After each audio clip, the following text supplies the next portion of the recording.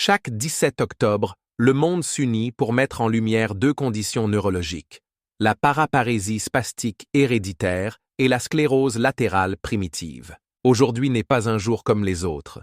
C'est une déclaration mondiale, un acte de solidarité des patients, des familles et des personnes qui soutiennent. Sur tous les continents, des associations de patients ont demandé à l'Organisation mondiale de la santé et à l'Organisation des Nations unies de proclamer cette journée mondiale.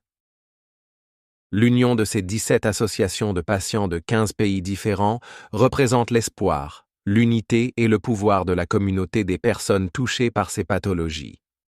Mais cette journée est plus qu'une simple sensibilisation, c'est un hommage.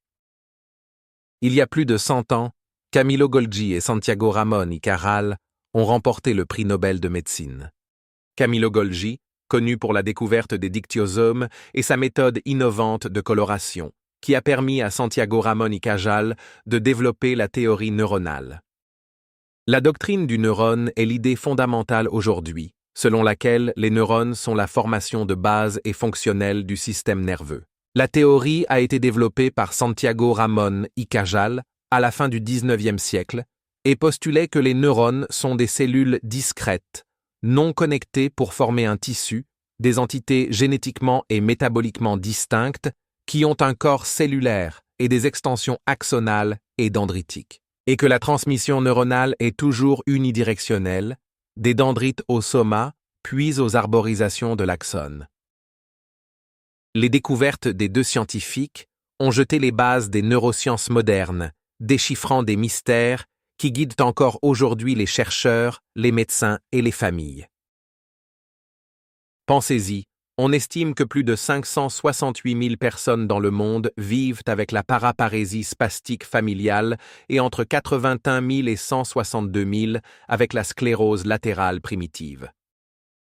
Pendant trop longtemps, ces conditions sont passées inaperçues, laissant les patients et les familles en quête de réponses, de soutien et de compréhension.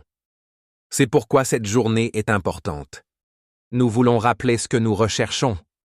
Premièrement, sensibiliser et aider la société à nous voir.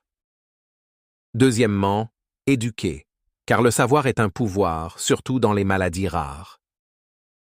Troisièmement, apporter du soutien à chaque patient, chaque soignant, chaque membre de la famille. Quatrièmement, encourager la recherche pour que les traitements et un jour les cures deviennent des possibilités réelles. Et enfin, promouvoir la coopération internationale, car ensemble, nous sommes beaucoup plus forts. Cette déclaration ne se fait pas seule.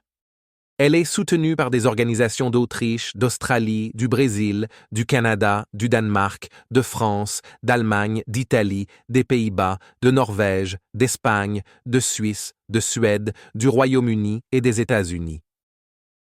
Chaque logo, chaque nom, raconte une histoire d'engagement et d'espoir. Et nous ne sommes pas seuls. Nous avons le soutien de la FEDER, Fédération espagnole des maladies rares, et de la Fédération ASEM, Fédération espagnole des maladies neuromusculaires. Le ministère de la Santé d'Espagne nous soutient. La ministre Mónica García Gómez a exprimé son soutien total, assurant que ces maladies rares soient vues, entendues et comprises au plus haut niveau.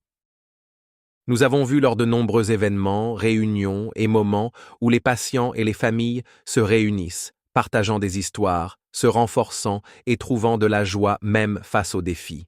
C'est dans ces sourires, ces réunions, ces jalons que je vois notre avenir. Un avenir où personne n'est laissé pour compte et où chaque voix compte.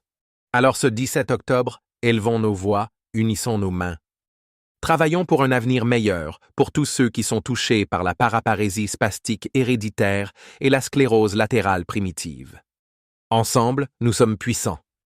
Ensemble, nous pouvons changer des vies.